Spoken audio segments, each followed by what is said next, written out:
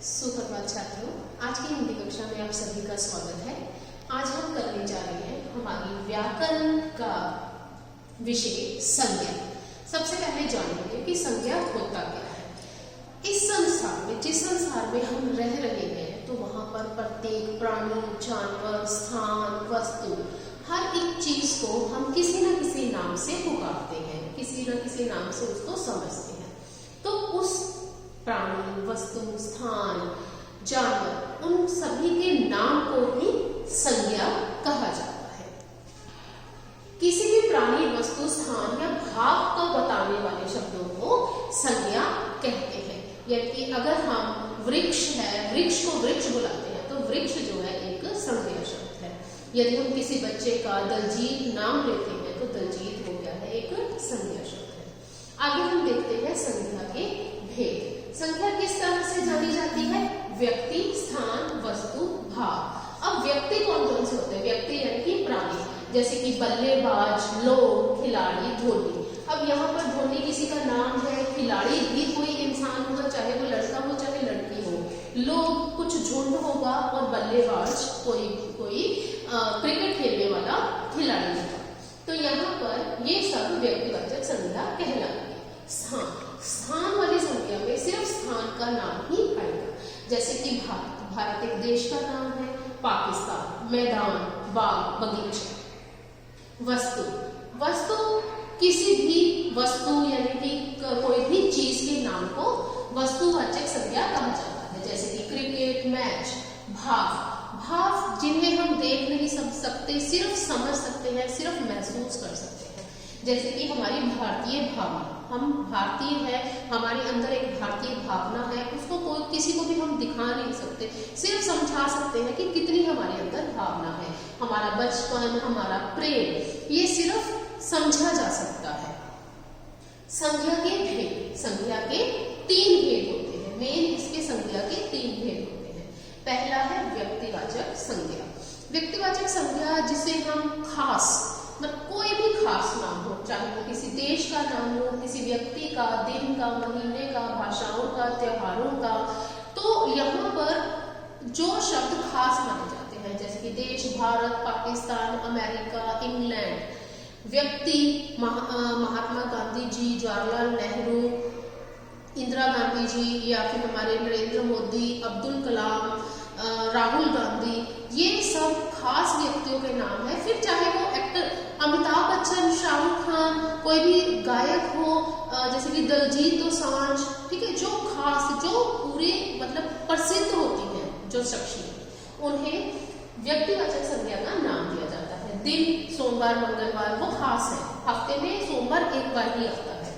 महीना जनवरी, साल में एक बार ही आता है। भाषा, हर जैसे पंजाब की पंजाबी भाषा है, हरियाणा की हिंदी भाषा है, यूपी बिहार की बिहारी भाषा है, तो वहां पर पूरे राज्य में, अगर आगे राज्य में जितने मर्जी भी जिले होते हैं, तो हर जिले में उसी राज्य की भाषा बोली जाती है। तो भाषा भी क्या हुई? खास। त्योहार, साल में एक बार ही राखी का त्योहार आता है, एक बार ही दिवाली आती है, दशहरा आता है, लोहड़ी आती है, होली आती है। तो ये सब त्योहारों के नाम, दिनों के नाम, भाषाओं के नाम, व्यक्तियों के नाम, ये क्या हुए? खास नाम हुए। तो इसीलिए इसे व्यक्तिवाचक संज्ञा का नाम दिया गया है। यहाँ पर हम अखबारों का नाम भी ले सकते हैं, जैसे कि दैनिक भास्कर है या पंजाब केसरी है, ठीक है, और उसके बाद मैगजीन होंगे, वो भी खास होते हैं, तो वो भी व्यक्तिवाचक संज्ञा में आते हैं। जातिवाचक संज्ञा। जातिवाचक संज्ञा ये होती है कि जब हम एक दूसरे को उसी नाम से जाने, जैसे कि लड़का है, चाहे कोई चाहे बड़ा है चाहे छोटा है, ठीक है, तो उसे हम लड़का ही बोलेंगे। लड़की बड़ी है, छोटी है, तो लड़की ही होगी। बकरी, तो आपके सामने जितनी मर्जी बकरियां जा रही है, तो सारी बकरियां आपको बकरी ही कहोगे आप, ठीक है। तो जब हम बहुत एक जैसे नाम हम इस्तेमाल करते हैं, तो वो जातिवाचक संज्ञा में आते हैं। जैसे कि मनुष्य, हर प्राणी जिसके अंदर सांस है, सांस चलती है, वो जीता है, खाता है, पीता है, तो वो मनुष्य कहलाता है। स्थान कोई भी हो सकता है, जैसे कि हम स्कूल बोल देते हैं, बागीचा बोल देते हैं, तो हर तरीके का बागीचा ही होता है।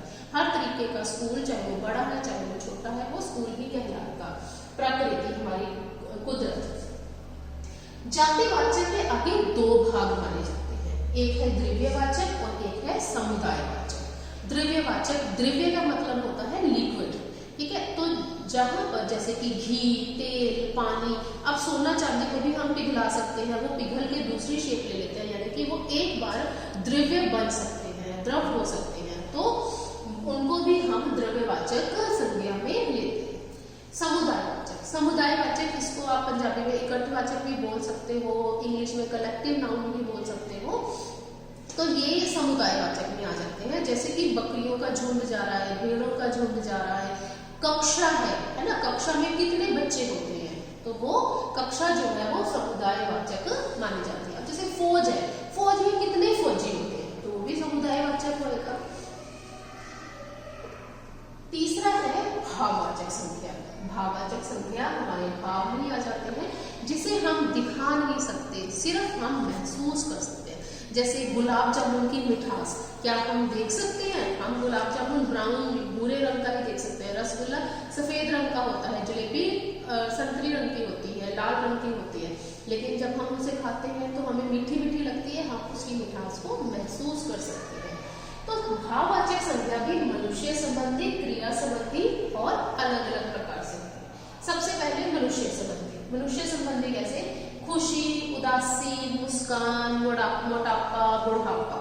इसको मनुष्य संबंधी क्यों कहा जाता है? क्योंकि पक्षी है जो उड़ते हैं, हमें नहीं पता चलता कि वो खुश हैं, वो दुखी हैं, हम सिर्फ मनुष्यों की खुशी, उदासी और दुख को महसूस कर सकते हैं। क्रिया संबंधी, क्रिया संबंधी जैसे जिसमें क्रिया है, क्रिया जैसे चाल, दौड़, उड़ान, जैसे कि वो पंछी बहुत तेज उड़ रहा है, ठीक है, तो उड़ रहा है, तो उड़ान उसकी क्या हुई? हमारी उसकी भावना है कि वो उसकी उड़ान तेज है या फिर धीरे है। विविध, जैसे कि अभी मैंने गहराई, हम किसी भी ऊपर चोटी से नीचे देखते हैं तो हम उसकी गहराई नाप नहीं सकते, हम सिर्फ महसूस कर सकते हैं कि वो कितनी गहराई खाई, कितनी गहरी खाई है ये। मिठास, जैसे कि मैंने बताया आपको, रसगुल्ले, गुलाब जामुन, जलेबी की मिठास, खटास, नींबू की खटास, किसी भी है ना कोई खट्टी चीज होती है तो हम उसको पीने और खाने के बाद ही महसूस कर सकते हैं। तो यहाँ पर हमने पढ़ा कि संज्ञा क्या होता है, किसी भी वस्तु, प्राणी, व्यक्ति, स्थान के नाम को हम संज्ञा शब्द कहते हैं। संज्ञा के भेद: व्यक्तिवाचक संज्ञा, जातिवाचक संज्ञा, भाववाचक संज्ञा। जातिवाचक संज्ञा के यहाँ दो प्रकार बताए गए हैं, द्रव्यवाचक संज्ञा और समुदायवाचक संज्ञा। तो ये सब हमारा संज्ञा विषय था। आशा करती हूँ ये आपको अच्छे से समझ में आ गया होगा। अब इसको अपनी पुस्तक में पढ़ें, समझें और याद करने की कोशिश करें। धन्यवाद।